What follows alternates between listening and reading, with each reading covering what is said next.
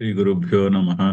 गणानां त्वा गणपतिगुं हवामहे कविं कवीनामुपमश्रवस्तमम् ज्येष्ठराजं ब्रह्मणां ब्रह्मणस्पत आनः शृण्वन्नोतिभिः सीदसादनम्। श्रीमहागणाधिपतये नमः।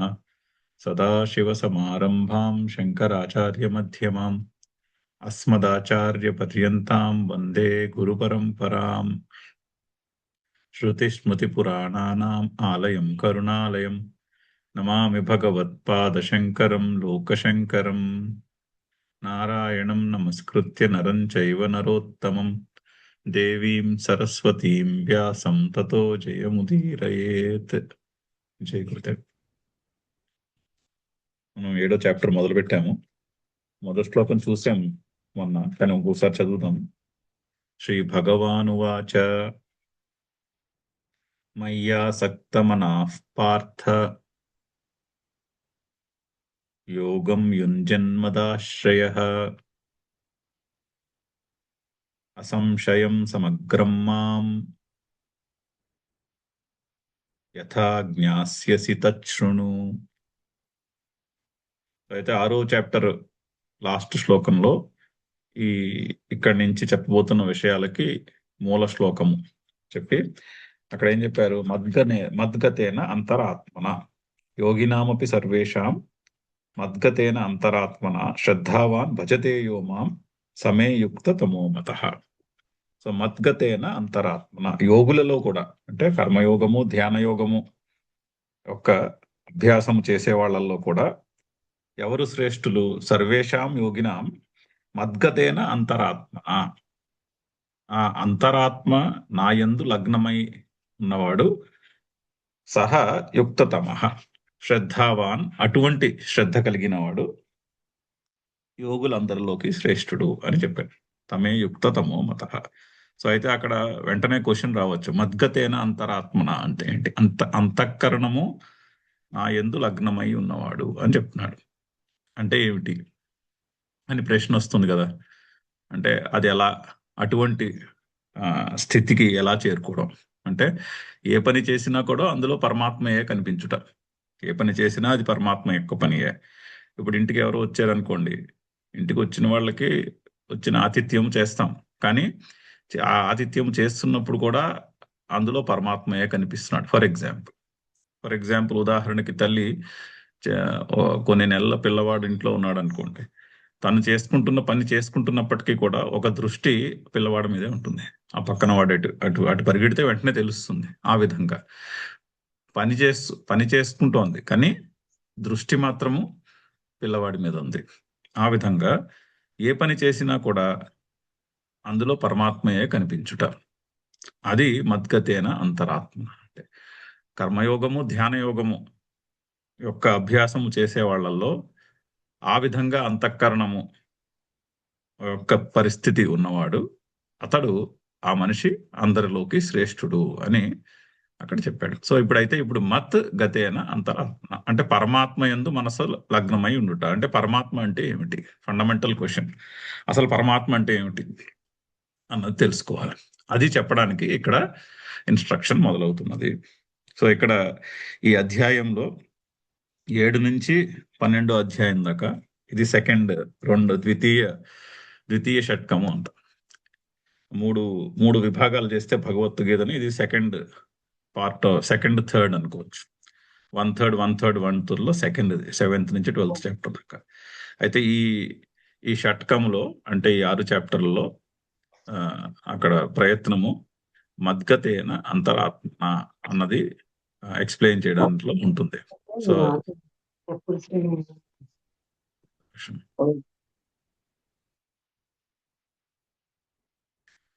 సో పరమాత్మ అనగానేమి? అయితే ఈ పరమాత్మని తెలుసుకొనుట ఎలా? ఆ పరమాత్మ అంటే ఏంటి అసలు అన్నది అర్థం అవ్వాలిగా.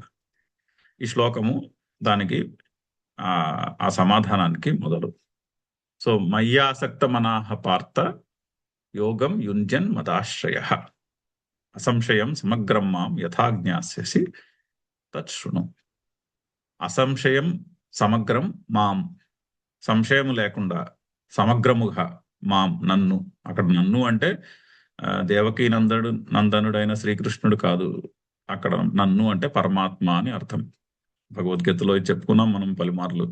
భగవద్గీతలో శ్రీకృష్ణుడు ఎక్కడ నేను అన్నా కూడా ఆ నేనుకి అర్థము ఆ, దేవకీ పుత్రుడైన శ్రీకృష్ణుడు అని కాకుండా పరమాత్మ అన్న అర్థంలో చెప్పుకోవాలి భగవద్గీతలో.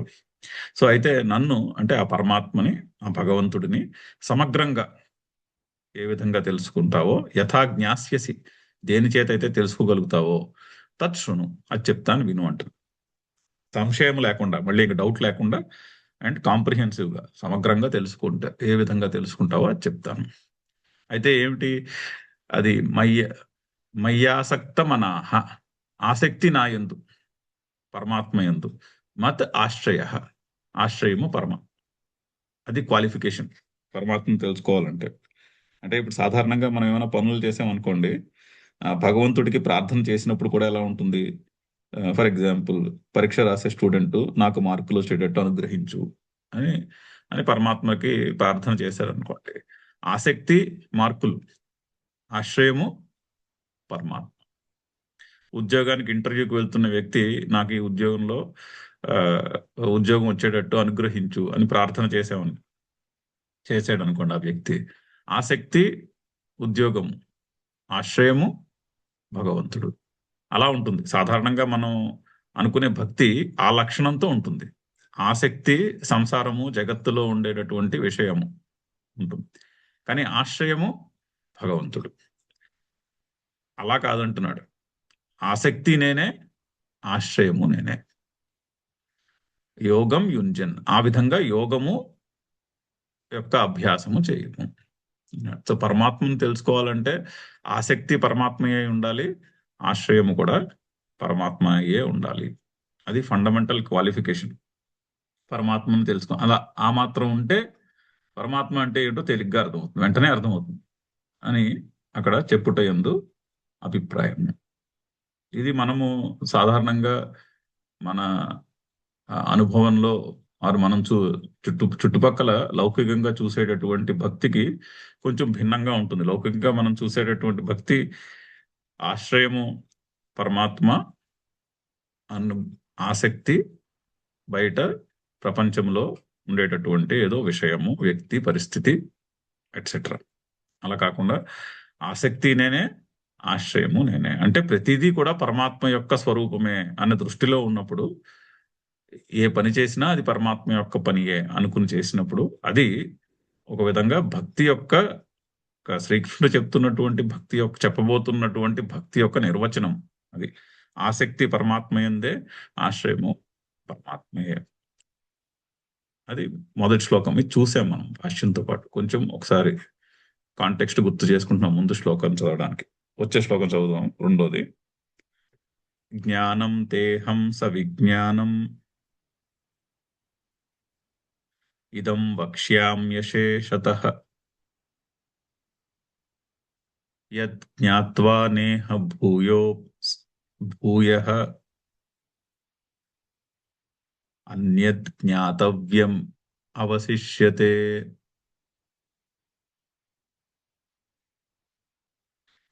ఇంకొకసారి చదివితే అన్యత్ దగ్గర ఆపుకుంటే బాగుంటుందేమో. యద్ జ్ఞాత్వా నేహ భూయోన్యత్ జ్ఞాతవ్యం అవశిష్యతే. అయితే అవతారిక, తచ్చమద్విషయం. అయితే ఆ మద్విషయము అంటే ఆ నేను అనే విషయము ఆ ఎలా ఉంటుంది?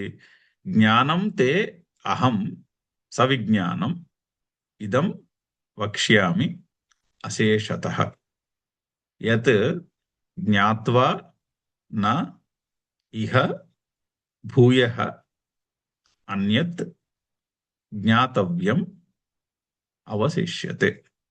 ఇది పదవ విభజన. సో అయితే తే నీకు, అర్జునుడికి, తే నీకు, అహం నేను ఏం చెప్పబోతున్నాను? జ్ఞానం సవిజ్ఞానం, జ్ఞానమును విజ్ఞానముతో కూడుకున్నటువంటి జ్ఞానమును. సో జ్ఞానము విజ్ఞానము రెండు ఇంపార్టెంట్ పదాలు. శ్రీకృష్ణుడు చాలా చక్కగా దీన్ని డిఫైన్ చేయబోతున్నాడు కూడా. జ్ఞానం అనగానేమి, విజ్ఞానం అనగానేమి? సో జ్ఞానమును, విజ్ఞానముతో కూడుకున్నటువంటి జ్ఞానమును నేను నీకు వక్ష్యామి, చెప్తాను. అశేషత, ఏవి మిగల్చకుండా పూర్తిగా కంప్లీట్ గా చెప్తాను. కంప్లీట్ గా చెప్తాను. అశేషత, నో ఇంకా మళ్ళీ అందులో ఏమి కొసరు వదిలేకుండా పూర్తిగా చెప్తాను. యత్ జ్ఞాత్వ, ఏది తెలుసుకుని అయితే, ఇహ ఇక్కడ, భూయ మళ్ళీ, అన్యత్ జ్ఞాతవ్యం, వేరొకటి తెలుసుకోవలసినది నా అవశిష్యతే, ఉండదు. అటువంటి జ్ఞానమును చెప్తాను. ఇక్కడ జ్ఞానము, విజ్ఞానము అని రెండు రెండు జ్ఞానము, విజ్ఞానము అని రెండు కలిపి రెండు చెప్తున్నారు. ఆ రెండిటికి తేడా చూద్దాము. అంతేకాకుండా ఈ జ్ఞానం యొక్క లక్షణం చెప్తున్నాడు. చెప్పబోయే జ్ఞానము యొక్క లక్షణం ఏమిటి? యత్ జ్ఞాత్వా భూయ ఇహ అన్యత్ జ్ఞాతవ్యం న అవశిష్యతే, రెండో లైన్లో ఉన్నది. ఏది తెలుసుకునైతే ఇక్కడ మళ్ళీ ఇంకొకటి తెలుసుకోవాల్సినటువంటి అవసరము ఉండదు. అది ఈ జ్ఞానం యొక్క లక్షణం. అంటే ఆత్మజ్ఞానము, అనాత్మజ్ఞానము, ఆత్మానాత్మ వివేకము అంటారు కదా. సో ఆత్మకు సంబంధించినటువంటి జ్ఞానము, అనాత్మకు అంటే ఆత్మ కాని దానికి సంబంధించినటువంటి జ్ఞానము. ఈ రెండు రకాల జ్ఞానములు అని రెండు కేటగిరీల్లో పెట్టుకుందాం. అయితే అనాత్మ అంటే, ఆత్మ అంటే మన స్వరూపము, ఆత్మ అంటే ఎసెన్స్ అని అర్థం, మన స్వరూపము, మన స్వరూపానికి సంబంధించినటువంటి జ్ఞానము. మిగిలిన వాటన్నిటికీ సంబంధించినటువంటి జ్ఞానం రెండు కేటగిరీల్లో పెట్టుకున్నాం అనుకోండి. అనాత్మ జ్ఞానం ఏదైతే ఉందో అందులో, ఇప్పుడు ఫర్ ఎగ్జాంపుల్ ఫిజిక్స్ చదువుతున్నాం అనుకోండి. ఫిజిక్స్ చదువుతుంటే 8th క్లాస్లోనో ఎక్కడో 9th క్లాస్లోనో విడిగా ఫిజిక్స్ అనే ఒక సబ్జెక్ట్ చెప్పడం మొదలు పెడతారు. అది ఏమవుతుంది? అది మనము హైయర్ క్లాసెస్కి వెళ్తున్నప్పటి కొద్దీ ముందు చాలా అంటే సబ్జెక్ట్ యొక్క లిస్ట్, టాపిక్స్ యొక్క లిస్ట్ పెరుగుతుంది.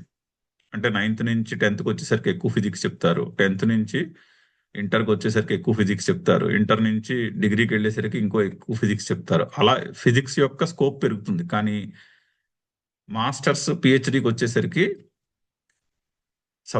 చదివిన సబ్జెక్ట్ పెరుగుతుంది, కానీ డెప్త్ పెరుగుతుంది, బ్రాడ్నెస్ తగ్గిపోతుంది, బ్రెడ్త్ తగ్గిపోయి డెప్త్ పెరుగుతుంది. అంటే పిహెచ్డి చేసిన ఫిజిక్స్లో పిహెచ్డి చేసిన వ్యక్తి ఫిజిక్స్లో ఏదో ఒక టాపిక్లో చాలా క్షుణ్ణంగా చదివి ఉంటారు.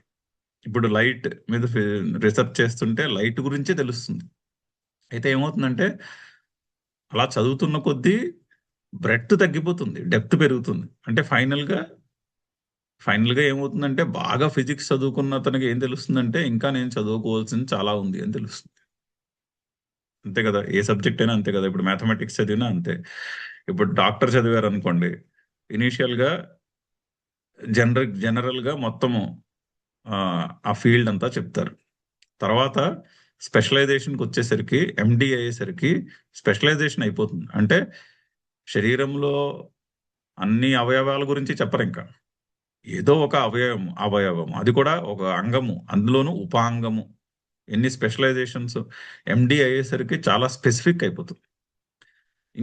ఇంకా చదువుతున్న కొద్దీ ఇంకా స్పెసిఫిక్ అయిపోతుంది. అది చాలా ఒక నేరో టాపిక్ లో బోల్డ్ అంత డెప్త్కి వస్తుంది చదువు ఫైనల్లీ. అది అనాత్మ జ్ఞానం యొక్క లక్షణం. జగత్తులో ఏ టాపిక్ అయినా సరే, ఆత్మస్వరూపానికి సంబంధించినది కాకుండా వేరొక టాపిక్ ఏదైనా సరే, అది చదువుతున్న కొద్దీ ఇంకా తెలుసుకోవాల్సింది ఉంటుంది అన్నటువంటి అనుభవం మనకు వస్తుంది. ఇప్పుడు మనకి ఏదో ఒక టాపిక్ మనం చాలా డీప్ గా చదువుకుంటే ఇంకా తెలుసుకోవాల్సింది ఇందులో బోల్డ్ అంత ఉంది, నాకు తెలిసింది చాలా కొంచెమే అని అర్థమవుతుంది. అది అనాత్మ జ్ఞానం యొక్క లక్షణం. కానీ ఆత్మజ్ఞానం అలా కాదుట. ఆత్మజ్ఞానం యొక్క లక్షణము దానికి విపరీతం. అంటే యత్ జ్ఞాత్వా భూయ నా ఇహ అన్యత్ జ్ఞాతవ్యం అవశిష్యతే, ఏది తెలుసుకుని ఇంకా వేరొకటి తెలుసుకోవాల్సింది ఏమీ లేదు అన్నటువంటి ఒక అభిప్రాయం కలుగుతుందో అది అంటే ఆ అనుభవం కలుగుతుంది. ఆత్మస్వరూపమును సాక్షాత్కారం చేసుకున్న వాళ్ళకి తన స్వరూపం ఏమిటో, నా స్వరూపం ఏమిటో అర్థమైన మనిషికి ఇంకా నేనేదో తెలుసుకోవాలి ఇక్కడ అన్నటువంటి ఆ దాన్ని ఏమంటారు, ఆ, అటువంటి ఆ ఉబలాటం ఉండదు. అంటే ఇంకా నాకు తెలియవలసిందంతా తెలిసినది అన్నటువంటి ఆ, ఒక దాన్ని ఏమంటారు, ఒక ఇంటర్నల్ సాటిస్ఫాక్షన్ అది కలుగుతుంది. సో యత్ జ్ఞాత్వా భూయ నాహ్య అన్యత్ జ్ఞాతవ్యం అవశిష్యతే. అటువంటి జ్ఞానమును నేను నీకు చెప్తానంటున్నాడు. అంటే చాలా పెద్ద ప్రామిస్ చేస్తున్నాడు. ఏది తెలుసుకుని ఏది తెలుసుకుంటే ఇంకా మళ్ళీ తెలుసుకోవాల్సింది ఏమీ ఉండదు, అటువంటి జ్ఞానమును నేను ఆ, నేను చెప్తాను అంటాడు. అది కూడా ఏమిటి, అటువంటి జ్ఞానమును ఏ విధంగా చెప్తాడు? ఏదో టెక్స్ట్ బుక్ నాలెడ్జ్ కింద చెప్పను. ఇప్పుడు ఆ, ఇంకొక లక్షణం ఉంది అనాత్మ జ్ఞానములో. అనాత్మ జ్ఞానములో దాని యొక్క అనుభవము కలగడం కష్టం. ఇప్పుడు is equal to mc square అని ఫిజిక్స్ లో మనము ఐన్స్టైన్ యొక్క ఈక్వేషన్ చదివాం అనుకోండి, అది అనుభవంలోకి తెచ్చుకోవడం కష్టం. అది ఎలా తెచ్చుకుంటాము? Is equal to mc square, c అంటే స్పీడ్ ఆఫ్ లైట్. అక్కడ స్పీడ్ ఆఫ్ లైట్ ని మనం అనుభవంలోకి ఎక్కడ తెచ్చుకుంటాం? Speed of light square. మళ్ళీ అందులో స్పీడ్ ఆఫ్ లైట్ ఒకటే కాదు, speed of light into speed of light. Speed of లైటే అర్థం కాదు, ఆ, కొన్ని వందల మీటర్స్ పర్ సెకండ్ లో ఉంటుంది. అదే మన అనుభవానికి రాదు. కానీ speed of light into square ఎక్కడ అనుభవానికి వచ్చాను? సో అనాత్మ జ్ఞానములో అది అనాత్మ జ్ఞానం యొక్క లక్షణం. అంటే మనకి బుద్ధికి అర్థమవుతుంది, బుద్ధికి అర్థం కాకపోవడం కాదు. Is equal to mc square అంటే ఈక్వలెన్స్ దేనికి? ఎనర్జీకి మాస్కి ఈక్వలెన్స్ అని కొంచెం జాగ్రత్తగా దాన్ని పరిశీలించి కొంచెము దాని గురించి ఆలోచన చేస్తే అర్థమవుతుంది, ఓహో ఇదిగా చెప్తున్నారని. బుద్ధికి అర్థమవుతుంది అది, కానీ అనుభవంలోకి రాదు. అది అది అనాత్మ జ్ఞానం యొక్క లక్షణం. కానీ ఆత్మజ్ఞానం యొక్క లక్షణము అనుభవపూర్వకమైనటువంటి జ్ఞానము. ఇక్కడ శ్రీకృష్ణుడు చెప్పబోయే పరమాత్మ అంటే ఈ చాప్టర్ లో 4-5 ఎగ్జాంపుల్స్ ఇవ్వబోతున్నాడు విభూతులు. 10వ చాప్టర్ లో 70 ఎన్నో చెప్తారు. అందులో ఏది కూడా మన అనుభవంలోకి రాదు అనలేం. అవన్నీ పరమాత్మ, నీకు పరమాత్మ అంటే తెలియట్లేదా? అయితే ఇదిగో ఇది పరమాత్మ అని చెప్పబోతున్నాడు. అయితే ఆ చెప్పబోయేవన్నీ కూడా ఈ చాప్టర్ లో 4 చెప్తారు, మళ్ళీ 10వ చాప్టర్ లో 70 ఎన్నో వస్తాయి అలా విభూతులు. అవన్నీ కూడా మన అనుభవంలోకి వచ్చేవే. అనుభవపూర్వకంగా తెలుసుకోగలుగుతాం, పరిశీలిస్తే తెలుస్తుంది. కరెక్టే కదా, అది మన అనుభవంలో ఉన్నదే కదా. ఇప్పుడు పొద్దున్న లేచిన వెంటనే, ఇదివరకు చాలాసార్లు చెప్పుకున్నాం, పొద్దున్న నిద్ర లేచిన వెంటనే మెలకువ వస్తూనే ఫస్ట్ ఉన్నాను అన్న అనుభవం కలుగుతుంది. అప్పుడు నేను ఉన్నాను అన్న అనుభవం కలుగుతుంది. అప్పుడు నేను ఫలానా చోట నా గదిలో మంచం మీదో లేకపోతే కుర్చీలోనో ఉన్నాను అని, అప్పుడు చుట్టూలా ఉన్న జగత్తంతా అనుభవానికి వస్తుంది. అది చూసారా, ఆ సీక్వెన్స్ అలాగే వస్తుంది. మనం జాగ్రత్తగా పరిశీలిస్తే అది సీక్వెన్స్. ఉన్నాను, అది మనిషి యొక్క సారము అంటారు. అది ఆత్మ. మరి ఆత్మ యొక్క అనుభవం ఉందా లేదా అంటే ఉంది కదా. లేదని ఎలా అంటాము?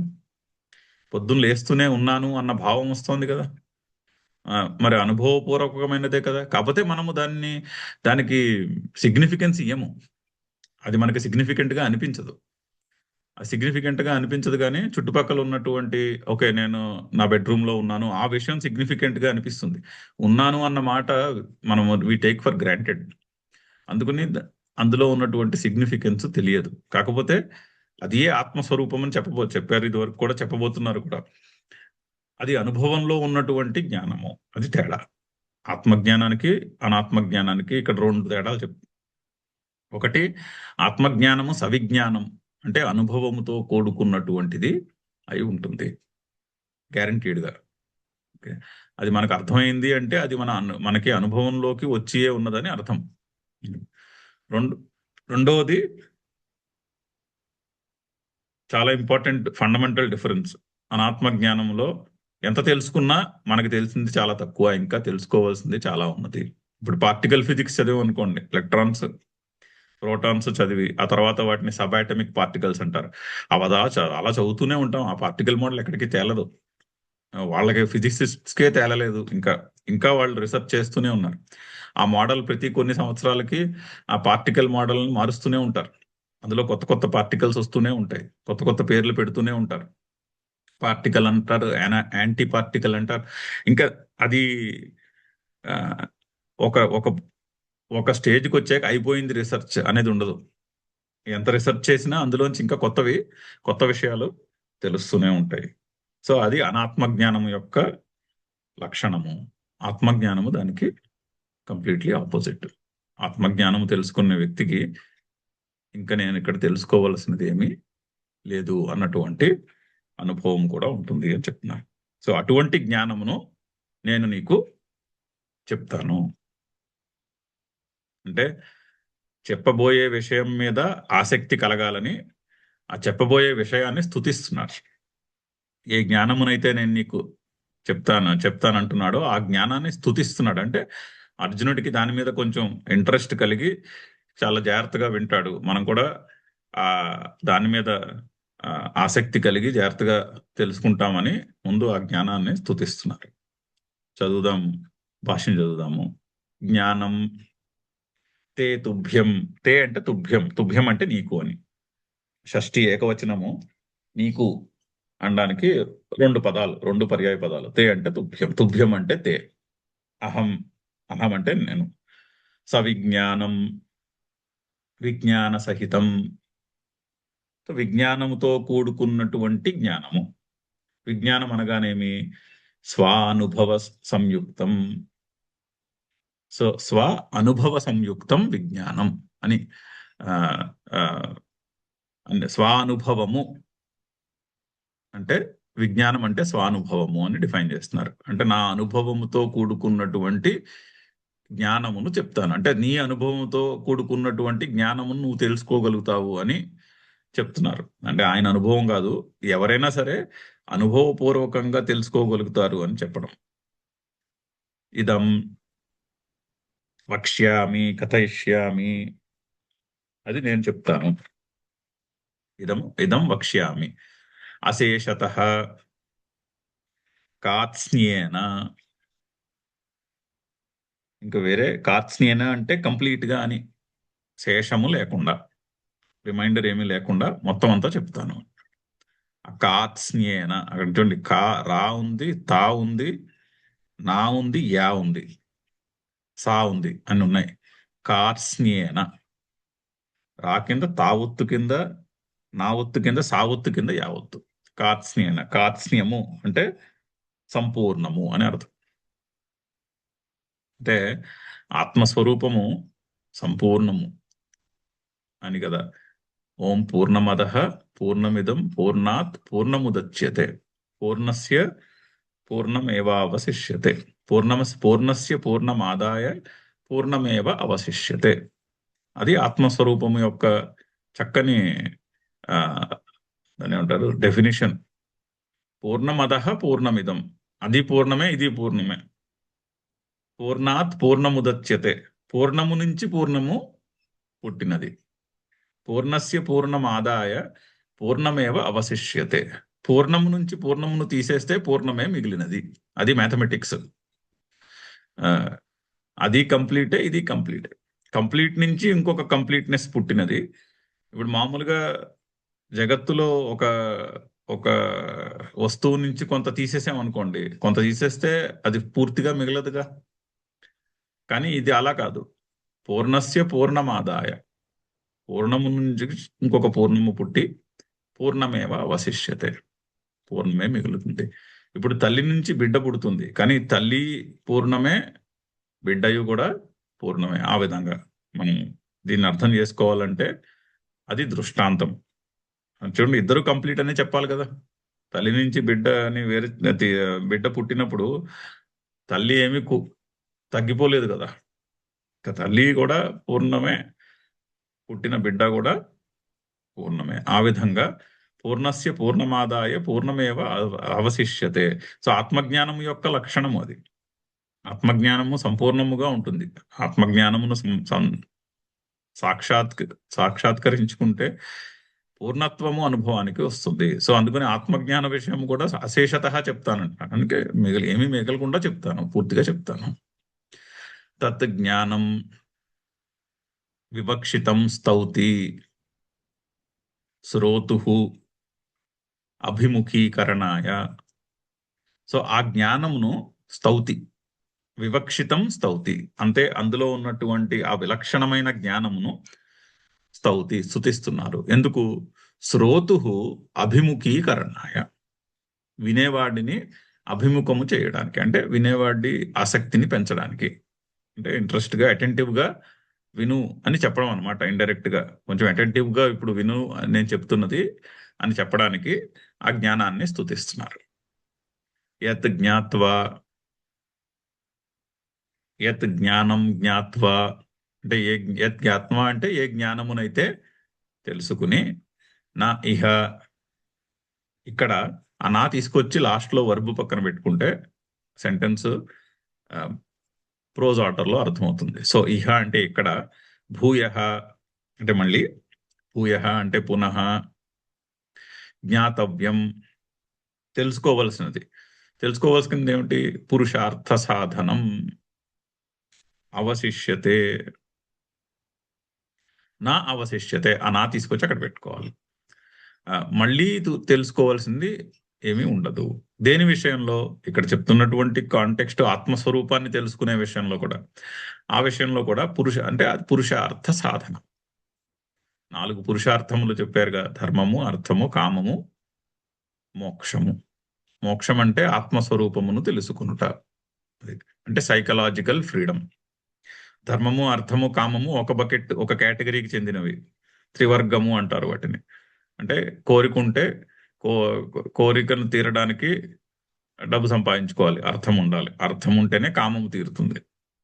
ధర్మం ఉండాలి, కొంచెం పుణ్యమైన పద్ధతిలో డబ్బును సంపాదించుకొని కోరికలను తీర్చుకోవాలి. ధర్మము అంటే అక్కడ పుణ్యము అని అర్థం, వైదికమైనటువంటి కర్మలు అని అర్థం. సో వైదికమైనటువంటి కర్మలు సాధనంగా అర్థమును, కామమును సిద్ధించుకోండి అని చెప్పడం. అది త్రివర్గము. ఇంకొక మార్గము మోక్షము. 2 పాత్స్ ఇదివరకు కూడా చెప్పుకున్నాం.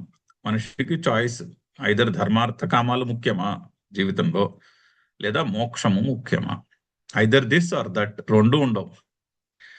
చతుర్విధ పురుషార్థ సిద్ధ్యర్థం అని చెప్తారు, అలాంటిదే ఉండదు. ఐదర్ ధర్మార్థ కామాలు సిద్ధిస్తాయి, లేదా మోక్షమును సిద్ధించుకోవచ్చు. మనిషికి చాయిస్ అని కఠోపనిషత్తులో కూడా స్టార్టింగ్ లోనే ఉంటుంది. ప్రతి మనిషికి ఇది చాయిస్. ఐదర్ మోక్షము అంటే సైకలాజికల్ లైఫ్ లో సైకలాజికల్ ఫ్రీడమ్ ఇంపార్టెంటా, లేదా ధర్మార్థ కామాలు ఇంపార్టెంటా. పుణ్యము, సంపద, కోరికలు ఇంపార్టెంట్ అంటే సైకలాజికల్ ఫ్రీడమ్ ఉండదు. అది చెప్తున్నది. సైకలాజికల్ ఫ్రీడమ్ కావాలి అంటే పుణ్యము, అర్థము, కామం మీద ఫోకస్ ఉండకూడదు. అవి ఉండకూడదని కాదు, జీవితంలో కోరికలు, కొంతవరకు లగ్జరీస్ అవసరమే, అది కాదు పాయింట్. కాకపోతే ఫోకస్ అది ఉండదు. వస్తాయి అవి, మనం చేయాల్సిన పని చేసుకుంటూ పోతాం, రావాల్సింది వస్తుంది. అలా ఉంటుంది యాటిట్యూడ్. అది సైకలాజికల్ ఫ్రీడమ్. అలా లేకపోతే ధర్మార్థ కామాలని ఫోకస్ లో పెట్టుకుంటే సైకలాజికల్ ఫ్రీడమ్ ఉండదు. జీవితంలో టెన్షనే ఉంటుంది. సైకలాజికల్ ఫ్రీడమ్ అయితే ఉండదు. సో ఇక్కడ పురుషార్థ సాధనం, ఇక్కడ పురుషార్థ సాధనము అంటే మోక్షము అనే పురుషార్థ సాధనం, పురుషార్థాన్ని సిద్ధించుకునే సాధనము చెప్తున్నారు. ఇక్కడ అర్జునుడికి సైకలాజికల్ ఫ్రీడమ్ చెప్తున్నాడు శ్రీకృష్ణుడు. ఎందుకంటే నువ్వు యుద్ధం చేస్తే నువ్వు సైకలాజికల్లీ ఫ్రీ అయి చెయ్యి, రిజల్ట్ కి బౌండ్ అయి చేయగంటున్నాడు. అంటే యుద్ధంలోంచి నాకేమొస్తుంది అనే విషయము కి అటాచ్ అయ్యి యుద్ధం చేస్తే నీకు టెన్షనే మిగులుతుందని చెప్తున్నాడు. యుద్ధంలోంచి నీకేమొస్తుంది అన్నది పక్కన పెట్టు. యుద్ధం నెగ్గేవో నువ్వు రాజ్యాన్ని అనుభవిస్తావు, యుద్ధంలో చనిపోయావు అనుకో స్వర్గానికి వెళ్తావు. ఎలా చూసినా మంచే జరుగుతోందిగా, నీకు ప్రాబ్లం ఏంటన్నట్టు. అదే కదా 2వ చాప్టర్లో చెప్పాడు. యుద్ధంలో మరణించేవా స్వర్గాన్ని పొందుతావు, యుద్ధంలో నెగ్గేవా రాజ్యాన్ని అనుభవిస్తావు. ఏదైనా మంచిదే నీకు. నీవు యోధుడవి, నువ్వు రాజువి. ధర్మాన్ని నిలబెట్టడానికి, అంటే ధర్మాన్ని నెగ్గించడానికి, అధర్మాన్ని జయించడానికి నువ్వు యుద్ధం చేయాలి. అది నీ కర్తవ్యం. సో అది కర్తవ్యము, అండ్ దానివల్ల ప్రయోజనం ఉన్నది, ఇంపాక్ట్ ఉంది, సోషల్ ఇంపాక్ట్. సొసైటీకి మంచి చేయాలి. అది నీ డ్యూటీ యాజ్ ఏ కింగ్, క్షత్రియుడివై. సో లేచి నీ డ్యూటీ నీ చేయి. దేన్ని దృష్టిలో పెట్టుకుని? ప్రయోజనాన్ని దృష్టిలో పెట్టుకో. చేసే పనిలో ఉండే ఇంపాక్ట్. ఇప్పుడు మనము ఉద్యోగం చేస్తున్నాం అనుకోండి, ఇదివరకు కూడా చెప్పుకున్నాం ఈ ఎగ్జాంపుల్. ఇప్పుడు ఒక సివిల్ ఇంజనీర్ అనుకోండి, ఫ్లైఓవర్ డిజైన్ చేస్తున్నాడు అనుకోండి. ఫ్లైఓవర్ డిజైన్ చేసే వ్యక్తి ఫ్లైఓవర్ యొక్క ప్రయోజనాన్ని దృష్టిలో పెట్టుకుని డిజైన్ చేయాలి. ఆ ఫ్లైఓవర్ యొక్క డిజైన్ స్ట్రాంగ్ గా ఉండాలి. ఎందుకంటే దాని యొక్క ఇంపాక్ట్ అది సమాజానికి ఉపయోగపడుతుంది. ఫ్లైఓవర్ యొక్క డిజైన్ ని దృష్టిలో పెట్టుకుని ఆ సివిల్ ఇంజనీర్ డిజైన్ చేయాలి. జీతం రాదా అంటే వస్తుంది, ఎందుకు రాదు? పని బాగా చేస్తే చక్కగా వాళ్ళకి తనకు రావాల్సిన జీతములు, బోనస్లు వస్తాయి. అవి ఎలాగూ వస్తాయి, అవి రాకుండా మానవు. కానీ దృష్టి వాటి మీద ఉండకూడదు. దృష్టి ప్రయోజనం మీద ఉండాలి. అర్జునుడికి అదే చెప్పాడు. అలా నువ్వు ఆ, ఆ, పని చేయి. అది అక్కడ అంటే సైకలాజికల్ ఫ్రీడమ్తో డ్యూటీ ఎలా చేయాలి, అది అక్కడ పాయింట్. అర్జునుడికి అది చెప్పింది ఫైనలీ. ఈ 700 శ్లోకముల యొక్క సారం ఏంటంటే, నీ డ్యూటీ నువ్వు చేయవయ్యా లేచి అంటున్నాడు. ఎలాగా? సైకలాజికల్ ఫ్రీడమ్తో చెయ్యి. అంతేనే కానీ అందులోంచి నాకేమొస్తుంది అనే విషయంతో బైండ్ అయ్యి కాదు, ఆ బాండేజ్ లేకుండా ఫ్రీగా చేయంటారు. మనం ఉద్యోగం చేసినా, మనం ఇంట్లో పని చేసినా, మనం సమాజంలో సేవ చేసినా అలా చేస్తే, అంటే ఆ చేసే పనిలో ప్రయోజనాన్ని దృష్టిలో పెట్టుకుని ఫోకస్ అందు మీద పెట్టుకుని, దృష్టి అందు మీద ఉండాలి. అప్పుడు సైకలాజికల్ ఫ్రీడమ్తో పనిచేస్తాం. అంతేనే కానీ ఇందులోంచి నాకేమొస్తుంది, ఇది సరిగ్గా జరుగుతుందో లేదో, ఇప్పుడు ఇందులోంచి వాళ్ళు ఏమంటారో, ఇందులోంచి నాకు రావాల్సిన ప్రమోషన్ వస్తుందో రాదో, నాకు రావాల్సిన బోనస్ వస్తుందో రాదో, అలా అనుకుంటూ చేస్తే ఎంతసేపు టెన్షనే మిగులుతుంది అని తెలుస్తూనే ఉందిగా. అక్కడ అర్జునుడికి చెప్పవలసిన విషయం అది. అందుకని పురుషార్థ సాధనం అవశిష్యతే అంటే పురుషార్థాన్ని సిద్ధించుకోవడానికి ఇంకా వేరేదేమీ తెలుసుకోవాల్సిన అవసరం ఉండదు. అటువంటి జ్ఞానమును నీకు చెప్తాను. ఈ విషయం అర్థమైంది అనుకోండి, ఇన్ సమ్మరీ, మనం ఏ పని చేసినా ప్రయోజనాన్ని దృష్టిలో పెట్టుకుని చేయాలి అని ఆ విషయం అర్థమైంది అనుకోండి, పని సిద్ధించడానికి ఇంక వేరే తెలుసుకోవాల్సింది ఏం లేదు. ఆటోమేటిక్గా తెలుసుకుంటాం మిగిలిందన్నీ. ప్రయోజనాన్ని బట్టి ఆ పని చేయడానికి ఎటువంటి స్కిల్ కావాలో అటువంటి స్కిల్ని డెవలప్ చేసుకుంటాం. లేకపోతే సో ఇంకా మళ్ళీ తెలుసుకోవాల్సిందంటూ ఏమీ ఉండదు. అక్కడ పాయింట్ అది స్ట్రెస్ చేయడానికి. ఈ విషయం తెలుసుకుంటే, పరమాత్మ అంటే ఏంటో తెలుసుకుంటే, అంటే ప్రతి విధి కూడా పరమాత్మ యొక్క స్వరూపమే అన్న విషయం అర్థమైతే, మళ్ళీ పురుషార్థము, సైకలాజికల్ ఫ్రీడమ్ గురించి ఇంకొకటి తెలుసుకోవాల్సింది ఏమి ఉండదు. ఇంకో విషయం ఉండదు తెలుసుకోవడానికి. సైకలాజికల్లీ ఫ్రీ అయ్యి చేయవలసిన డ్యూటీ మనము చేయగలుగుతాము. అది అభిప్రాయం. సో యత్ జ్ఞాత్వా, యత్ జ్ఞానం జ్ఞాత్వా, ఏ జ్ఞానమునైతే తెలుసుకుని, ఇక్కడ భూయ మళ్ళీ జ్ఞాతవ్యం, మళ్ళీ తెలుసుకోవలసినది. దేని గురించి? పురుషార్థ సాధనం. పురుషార్థాన్ని సిద్ధించుకోవడానికి తెలుసుకోవలసినది. నా అవశిష్యతే, ఏది మిగలదో. నా అవశేష భవతి అంటే, నా అవశిష్యతే అంటే నా అవశేష భవతి, ఇంకేమీ మిగలదు. దేని దేని దేని విషయం అది? మత్తత్వజ్ఞ యః సర్వజ్ఞ భవతి ఇత్యర్థః. మత్తత్వజ్ఞుడు ఎవరైతే ఉంటారో, నా తత్వం ఎవరికైతే అర్థమవుతుందో, సహా అతడు సర్వజ్ఞ భవతి, అతడు సర్వజ్ఞుడు అని అర్థం. అంటే ఆత్మస్వరూపాన్ని తెలుసుకుంటే అతనే పరమాత్మ అవుతాడని అర్థం. సర్వజ్ఞుడు అంటే పరమాత్మ అని కదా. పరమాత్మ సర్వజ్ఞుడు అని డెఫినేషన్ కూడా ఉంది, తార్కికుల యొక్క డెఫినేషన్. పరమాత్మ, జీవాత్మ అని రెండు డిఫైన్ చేసి, పరమాత్మ సర్వజ్ఞుడు, జీవాత్మ అల్పజ్ఞుడు, అది డెఫినేషన్.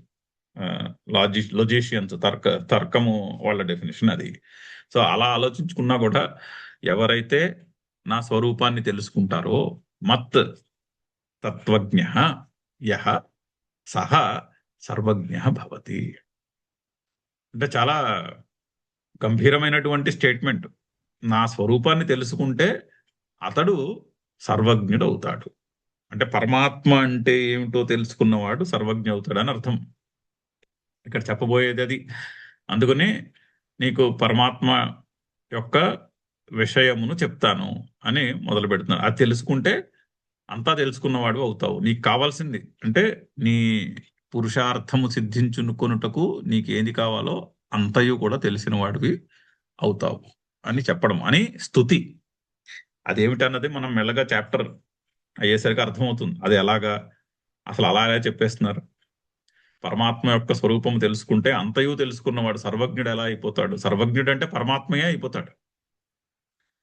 అంటే అందుకనే అంటారు ఆత్మ జ్ఞానం ఉంటుంది కానీ ఆత్మ జ్ఞాని ఉండడు. ఇంకా ఆత్మజ్ఞానమును సాక్షాత్కరించుకున్న వానికి నేను నాది అన్నటువంటి డెఫినేషన్ ఉండదు. ఇది మనం చెప్పుకున్నాం ఇదివరకు కూడా.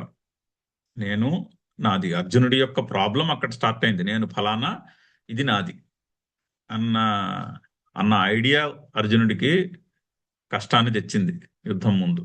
ఇది నేను ఫలానా, వీళ్ళందరూ నా వాళ్ళు, ఇప్పుడు నేను వీళ్ళందరినీ, నా వాళ్ళందరినీ నేను చంపేయాలి. ఇక్కడ కదా మొదలైంది ప్రాబ్లం. ఆ ప్రాబ్లంకి మూలమున నేను నాది అన్నటువంటి ఒక లిమిటెడ్ బౌండరీ ఉన్నది. మీ అండ్ మైన్ అంటాం.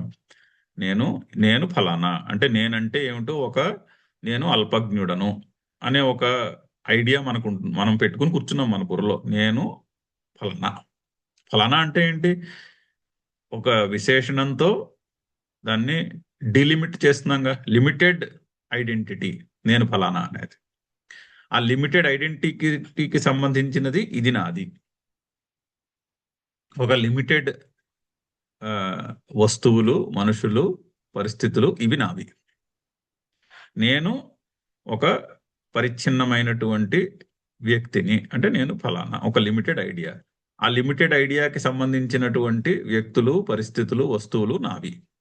నేను నాది. అక్కడి నుంచి మనసులో టెన్షన్ మొదలైనది అర్జునుడికి. ఎవరికైనా అంతే. సో ఆ బౌండరీ లేనివాడు సర్వజ్ఞుడు. నేను నాది అన్నటువంటి బౌండరీ డిజాల్వ్ అయిపోయింది అనుకోండి. పరమాత్మను తెలుసుకోవడం అంటే ఇప్పుడు నీరు సముద్రములో అలా నీటి యొక్క స్వరూపం ఎలా తెలుసుకుంటుంది? తెలుసుకోవాలంటే ఏమవ్వాలి? అల యొక్క పరిచ్ఛిన్నమైనటువంటి ఆ ఐడెంటిటీని డ్రాప్ చేసేయాలి. అంతే కదా.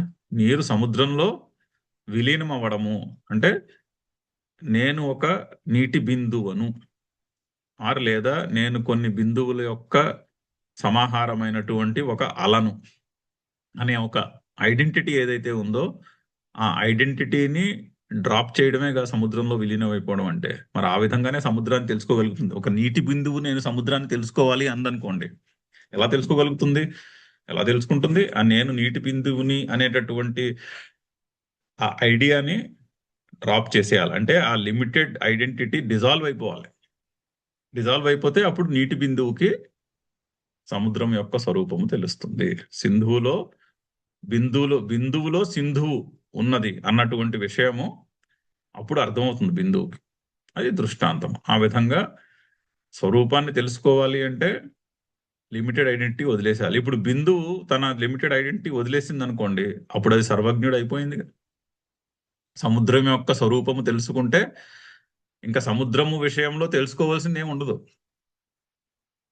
తత్వజ్ఞ యహ సహ సర్వజ్ఞ భవతి. అది దృష్టాంతం. ఆ దృష్టాంతాన్ని దృష్టిలో పెట్టుకుంటే ఆ వాక్యము అర్థమవుతుంది. సో ఇటువంటి జ్ఞానమును నేను నీకు చెప్తాను అంట. అయితే చాందోగ్యంలో కూడా కథ అది. ఒక ఉద్దాలకుడు ఆయన కుమారుడు. సో పిల్లవాడు కొంచెం అల్లరి చేస్తూ ఉంటాడు, కానీ బుద్ధిమంతుడు.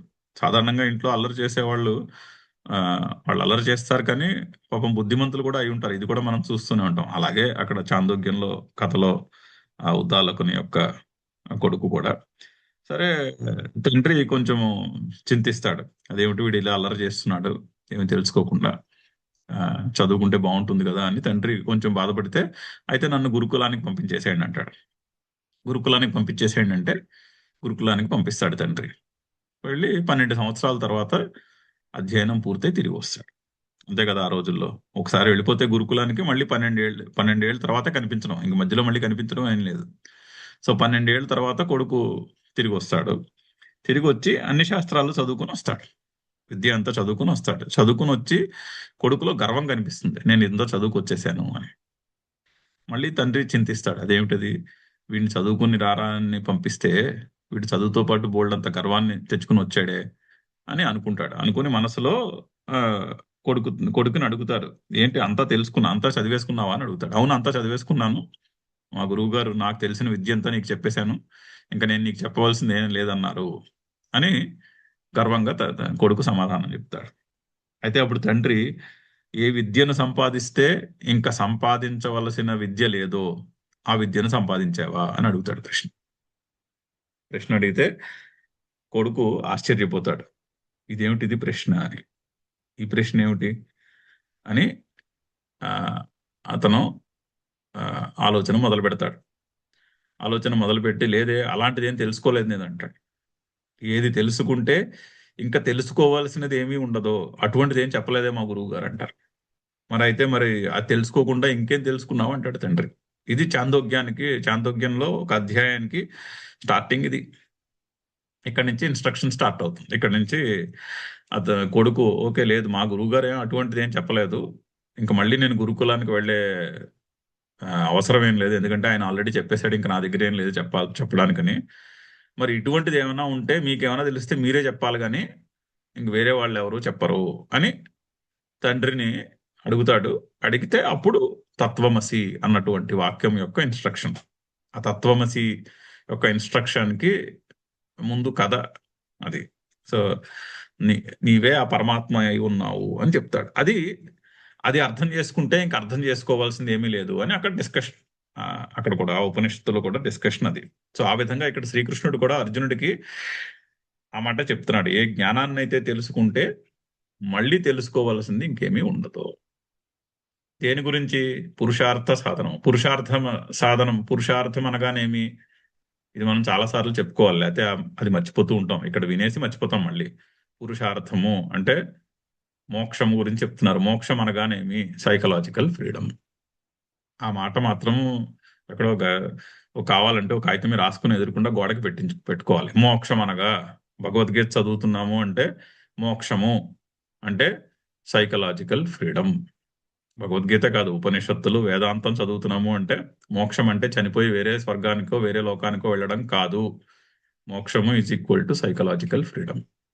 ఆ సైకలాజికల్ ఫ్రీడమ్ ఇక్కడే మనం అనుభవానికి తెచ్చుకోవచ్చు. మన అందరికీ అనుభవంలో ఉంది. అది కొద్దో గొప్ప మనకి సైకలాజికల్లీ ఫ్రీ అయిన క్షణాలు మన జీవితంలో మనకి అనుభవంలో ఉంటాయి.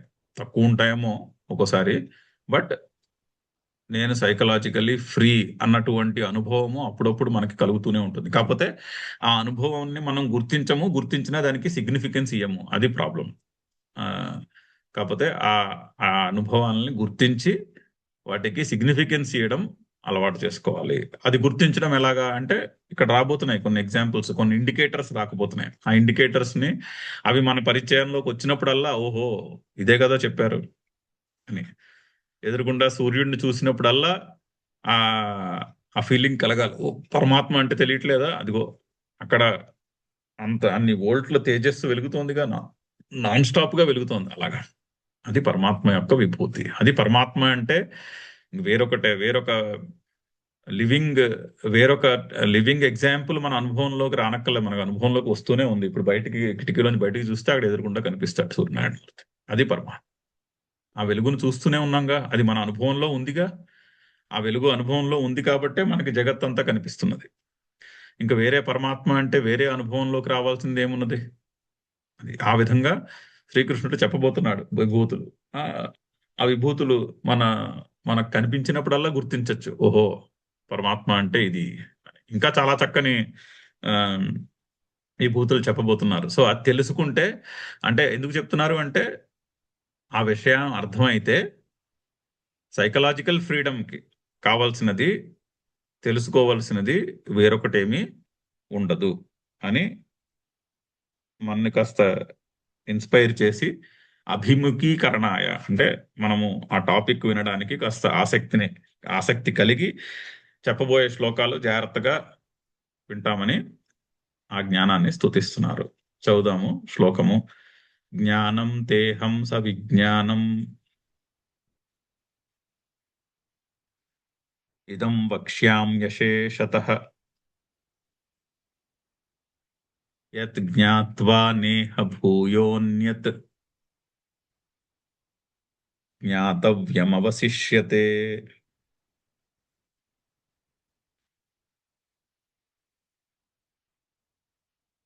భూ మనుష్యాణం సహస్రేషు కశ్చిద్ యతతి సిద్ధయే యతతామపి సిద్ధానాం కశ్చిన్మాం వేత్తి తత్వతః.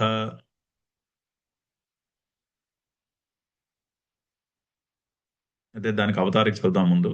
అతః విశిష్ట ఫలత్వాత్ దుర్లభం జ్ఞానం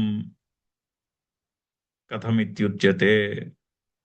అయితే పైన ఒక విశిష్టమైనటువంటి ఫలం చెప్పారు, అంటే ఒక స్పెషల్ ఫలం చెప్పారు ఆ జ్ఞానం వల్ల. ఏమిటి? ఏది తెలుసుకుంటే వేరొకటి తెలుసుకోవలసిన అవసరం ఉండదు. మత్తత్వజ్ఞ యహ సహ సర్వజ్ఞ భవతి అని కదా శంకర్లు కూడా దానికి వివరణ ఇచ్చారు. ఎవరైతే పరమాత్మ యొక్క స్వరూపాన్ని తెలుసుకుంటారో అతడు సర్వజ్ఞుడు అవుతాడు. అందుకని అది విశిష్టమైనటువంటి ఫలము.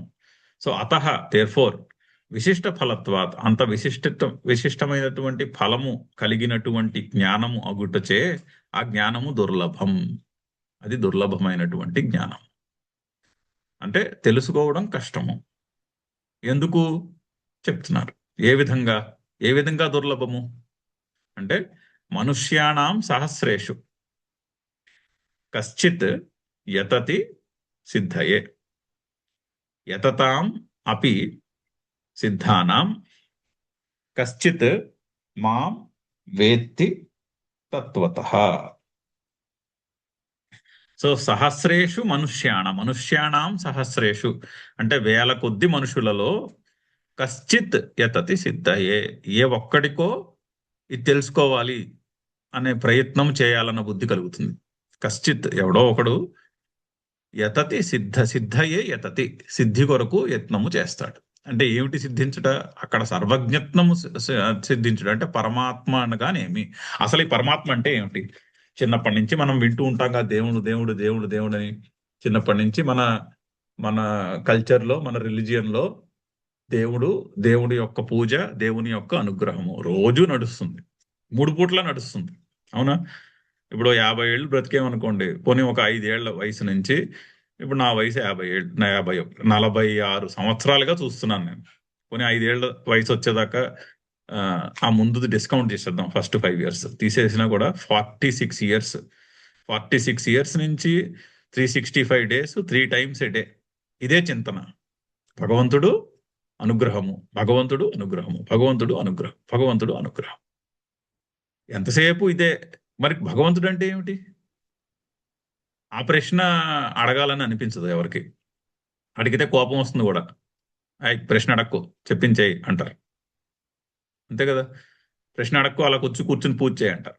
లేకపోతే వచ్చి ఆ గుడికి వెళ్ళి అదేదో పూజ చేసిరా అంటారు. ఆ కళ్యాణము, ఆ వ్రతము ఏదో చేసిరా. ప్రశ్నలు అడక్కు, చెప్పించేయి, అది చేస్తే మంచిది అంటారు. సో ప్రశ్న అడుగుదాం ఉన్నా కూడా అడగనివ్వరు, అడిగితే నచ్చదు. సో అందుకని అడగరు. సో వేల కొద్ది మనుషులలో ఏ ఒక్కడికో ఆ ప్రశ్న వదలదు మనసులో. ఎవరేమన్నా కూడా ఈ పరమాత్మ అంటే ఏమిటో నేను తెలుసుకుని తీరాలి. అంతే కదా? తెలుసుకోకుండా అన్ని ఏళ్ళు ఉత్తినే ప్రయత్నం చేయడం ఎందుకు? దానివల్ల అదేమిటో తెలీదు.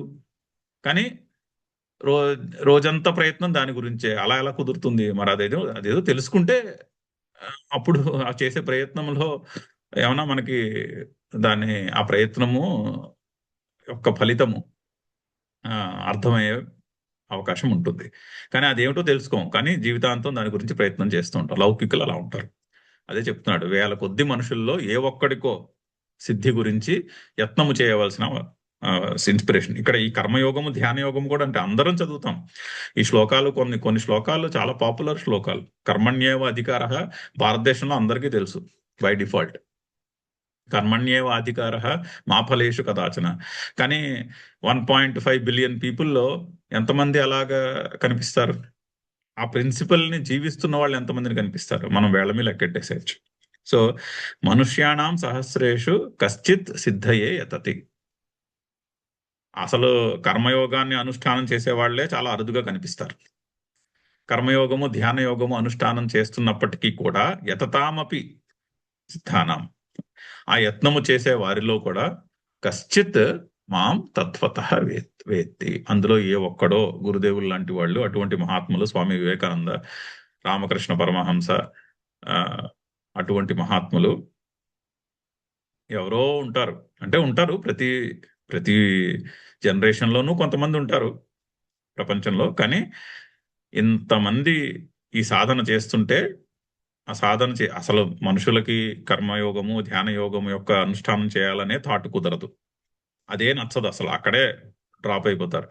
కానీ ఒకవేళ ఓకే ఇది బాగుంది, నేను ఈ అనుష్ఠానం చేస్తాను అని అభ్యాసము చేసే వాళ్ళలో కూడా ఏ ఒక్కడో తత్వత వేత్తి మాం, నన్ను ఆ తత్వముతో తెలుసుకుంటారు. రమణ మహర్షి అటువంటి వాళ్ళు ప్రతి జనరేషన్ లోనూ ఉంటారు.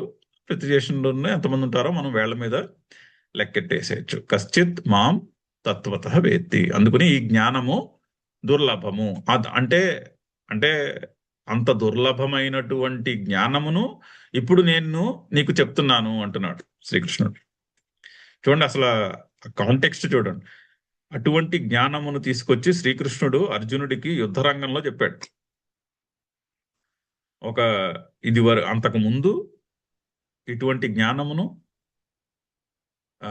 రిటైర్మెంట్ అంటే అరణ్యకములు అనేవారు. అరణ్యాలకు వెళ్ళిపోయి వానప్రస్థము తీసుకున్న వాళ్ళకో సన్యాసము తీసుకున్న వాళ్ళకో చెప్పేవారు. అంటే ఐదర్ రిటైర్మెంట్ అయిపోయిన వాళ్ళు చదువుకునేవారు ఇటువంటి విషయాలు, లేదా చిన్నప్పటి నుంచి బ్రహ్మచారులుగా ఉండిపోయిన వాళ్ళు చదువుకునేవాళ్ళు.